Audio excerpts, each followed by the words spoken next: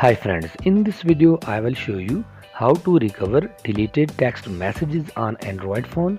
So let's start the video. First of all, open settings of your Android phone and tap on notifications. Now tap on advanced settings, then go to notification history. Here scroll down and find text messages application icon. Finally, tap on text messages application and you can view your deleted text messages here. So in this way you can view deleted text messages on your Android phone.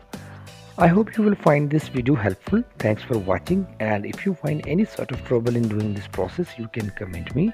I will try my best to answer your comments. At the end, I request you please subscribe to my channel Technical Risers and turn on the bell notification for getting all notification of my this sort of technical video, and must hit the like button if you find this video helpful. Your one like is very useful for us.